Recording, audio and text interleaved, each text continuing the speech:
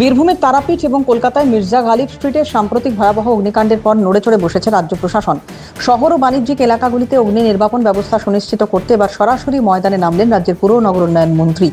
শুক্রবার মেদিনীপুর শহরের একাধিক হোটেল, লজ এবং শপিং মলে সারপ্রাইজ ভিজিট করেন অগ্নিমিত্রা পাল। বিকেলের পর জেলা প্রশাসন, দমকল বিভাগ এবং বিদ্যুৎ দপ্তরের উচ্চপদস্থ আধিকারিকদের সঙ্গে নিয়ে শহরের বিভিন্ন এলাকা পরিদর্শন করেন।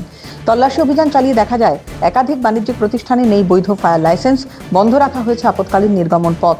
নিয়ম লঙ্ঘনের স্পষ্ট প্রমাণ মেলায় ঘটনাস্থলে কঠোর পদক্ষেপের নির্দেশ দেন তিনি। মেদিনীপুর শহরের দুটি লজ এবং একটি শপিং মল অবিলম্বে সিল করার নির্দেশ দেওয়া হয়। পরিদর্শন শেষে উপস্থিত সাংবাদিকদের মুখোমুখি হয়ে মন্ত্রী বলেন, কোনো হোটেলে ফায়ার লাইসেন্স নেই, ফায়ার এক্সিট বন্ধ। জেলা শাসককে দ্রুত এই সমস্ত বেআইনি প্রতিষ্ঠান বন্ধের নির্দেশ দেওয়া হয়েছে। যারা আমাদের কাজের সমালোচনা করছেন তাদের উদ্দেশ্যে বলি, বেআইনি পার্কিং বা নিয়ম বহির্ভূত প্রতিষ্ঠান বন্ধের সিদ্ধান্ত জনস্বার্থেই। এ ধরনের অগ্নিকাণ্ডে মৃত্যুর দায়িত্ব কি তারা নেবে? আমার সরকার কোনো দায় নেবে না। হোটেল বালাজিতে কোনো ফায়ার লাইসেন্স নেই। টোটাল 18টা রুম, তার মধ্যে 9টা রুমে এসি আছে। এসির পাওয়ার লাগে 9 সামথিং, কি বলে কিলোওয়াট না কত, দরকার 18, মানে ডাবল দরকার, রেখেছে 9। ফায়ার এক্সিট যেটা রয়েছে সেখানে প্রায় 50টা সিমেন্ট বা বালির বস্তা দিয়ে আটকে রাখা হয়েছে পুরো ওই এক্সিট গেটটাকে।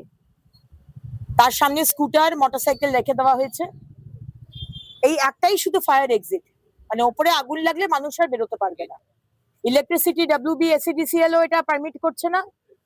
আর ফায়ারের তো কোনো ফায়ার লাইসেন্সই নেই। সুতরাং আমি ইমিডিয়েটলি বলেছি ডিএম সাহেবকে এই হোটেল সিল করতে। অতীতের অনিয়ম নিয়ে সুর চড়িয়ে তিনি আরো দাবি করেন, বিগত সরকারের আমলে স্থানীয় জনপ্রতিনিধি ও মিউনিসিপ্যালিটির মদতেই উপযুক্ত কাগজপত্র ছাড়া অবৈধভাবে এসব ব্যবসা চলেছে। তবে বর্তমান সরকার জাতীয় দুর্নীতি এবং জননিরাপত্তা নিয়ে ছিনিমিনি খেলা বরদাস্ত করবে না। সমস্ত প্রয়োজনীয় কাগজপত্র সঠিক না হওয়া পর্যন্ত সিল করা প্রতিষ্ঠানগুলি খোলার অনুমতি দেওয়া হবে না বলে স্পষ্ট জানান। রেশমার যে মালিক, তিনি আমার সাথে কথা বলছিলেন। তিনি বললেন 2019 সালে তিনি এখানকার বিধায়ক এবং চেয়ারম্যানকে দিয়ে পারমিশন নিয়েছেন।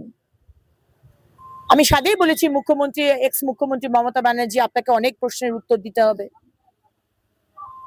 টিএমসির চেয়ারম্যান, টিএমসির বিধায়ক, টিএমসি যারা যারা ছিলেন 14 বছর ধরে, আপনাদের তো উত্তর দিতেই হবে। আপনারা ক্যাশ বা কাইন্ডের বিনিময়ে আপনারা এই কাজগুলো করেছেন। আমাদের সরকারে সেগুলো হবে না। नॉर्मलाइज करेंगे। सरकार का जो नियम है, आपको घूस देना नहीं होगा।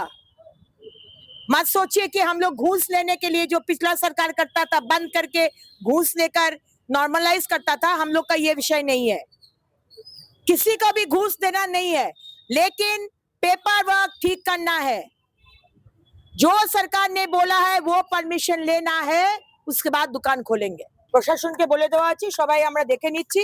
আমি তো বললাম, যারা যারা ভাবছেন সেলফ ডিক্লারেশন করে দেবেন বা রিল্যাপস করেছেন, আমি তো অ্যাপ্লাই করেছি আবার রিনিউয়ালের জন্য, কিচ্ছু শুনবো না। যদি জানেন যে রিল্যাপস করছে জুন মাসে, আপনার জানুয়ারি মাসে অ্যাপ্লাই করা উচিত ছিল। একটা দিনের জন্য ফায়ার লাইসেন্স নেই, এটা যেন না হয়। প্রশাসনের এই আকস্মিক পরিদর্শন ও কড়া পদক্ষেপ শুধু একটি সাময়িক অভিযান নয়, এটি সাধারণ মানুষের জীবনের নিরাপত্তার অধিকার সুনিশ্চিত করার একটি স্পষ্ট বার্তা। ব্যবসার নামে জননিরাপত্তাকে বুড়ো আঙুল দেখিয়ে নিয়ম না মানার দিন যে শেষ, মেদিনীপুরের এই ঘটনা তারই প্রমাণ। রাজনীতি ও অভিযোগ পাল্টা অভিযোগের ঊর্ধ্বে গিয়ে সাধারণ মানুষের সুরক্ষাই এখন যে কোনো প্রশাসনের আসল লক্ষ্য। পশ্চিম মেদিনীপুর থেকে অভিষেক চক্রবর্তী রিপোর্ট, ক্যালকাটা নিউজ।